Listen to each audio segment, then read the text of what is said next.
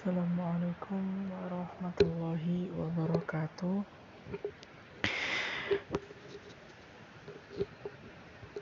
Perkenalkan, saya Muhammad Aji Derajat dari perwakilan kelompok 3. Pada kesempatan kali ini, kami diberikan kesempatan untuk melaksanakan tugas dari mata pelajaran akhlak tasawuf tentang ragam ahwal.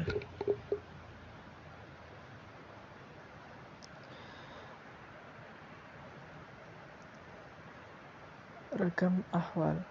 Yang pertama yaitu muhasabah dan muraqabah.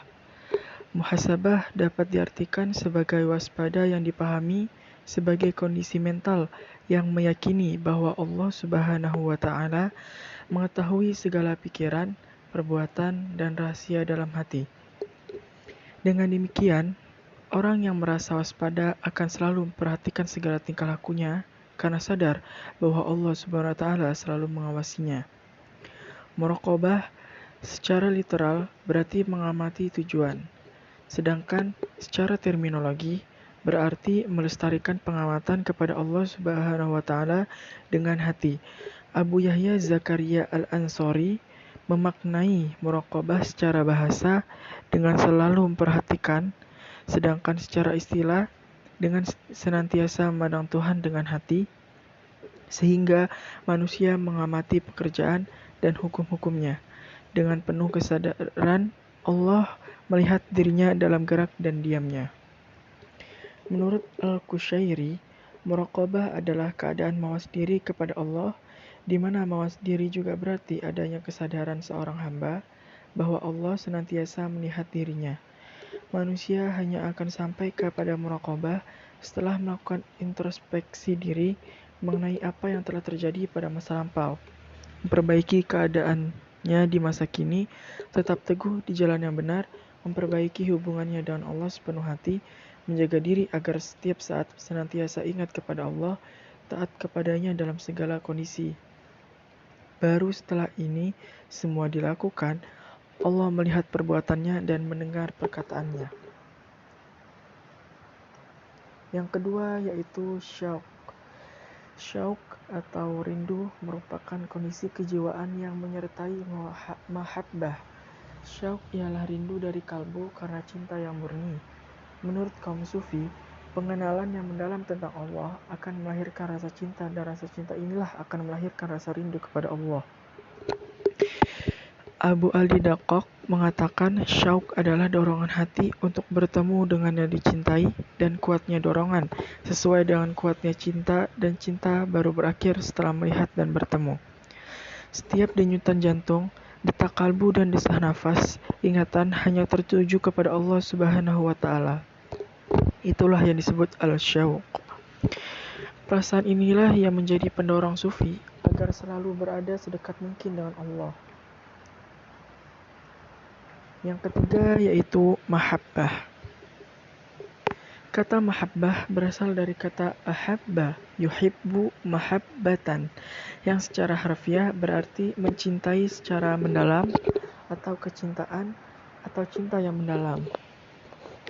Mahabbah secara literal mengandung beberapa pengertian sesuai dengan asal pengambilan katanya.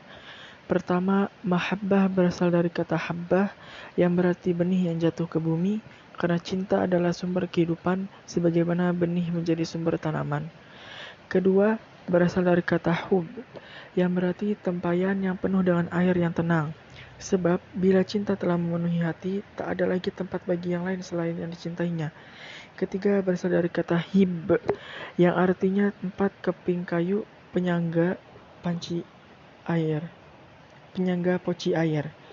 Karena seseorang pecinta sejati akan menerima apa saja yang dilakukan kekasihnya dengan suka hati. Keempat,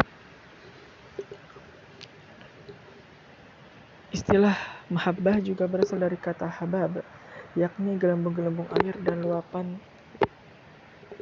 luapannya yang turun ketika hujan lebat. Hal ini karena cinta adalah luapan hati yang merindukan persatuan dengan kekasihnya. Menurut Al-Sarraj, dari segi tingkatannya ada 3 macam, yaitu mahabbah orang biasa, mahabbah orang siddiq, dan mahabbah orang yang arif. Mahabbah orang biasa mengambil bentuk selalu mengingat Allah dengan zikir. Mahabbah orang yang siddiq suka menyebut nama-nama Allah. Dan mahabbah orang yang arif memperoleh kesenangan dalam berdialog dalam Tuhan. Ketiga tingkat mahabbah tersebut tampak menunjukkan suatu proses mencintai, yaitu mulai dari yang mengenal sifat-sifat Allah dengan menyebutnya melalui zikir, dilanjutkan dengan leburnya diri, fana pada sifat-sifat Tuhan itu, dan akhirnya menyatu kekal baqo dalam sifat Tuhan. 4. Khauf. Kata khauf berasal dari bahasa Arab, terdiri dari 3 huruf, yaitu kha, waw, fa, yang berarti menunjukkan gentar dan terkejut. Kata khauf menurut Kamus Besar Bahasa Indonesia adalah kata benda yang memiliki arti ketakutan atau kekhawatiran. Khauf secara bahasa dapat diartikan dengan takut, sedangkan secara istilah diartikan dengan takut kepada Allah Subhanahu wa Ta'ala. Takut kepada Allah adalah takut akan siksaannya. Seperti yang diungkapkan oleh Al-Khusyairi bahwa yang dinamakan dengan takut khauf adalah takut terhadap hukumnya. Yang kelima yaitu raja.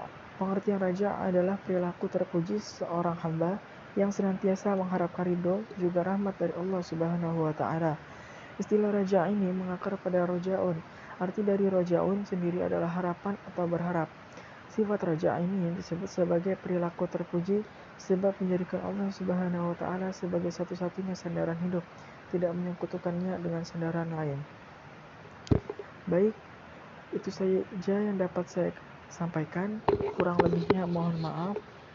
Billahi taufiq wal hidayah. Wassalamualaikum warahmatullahi wabarakatuh.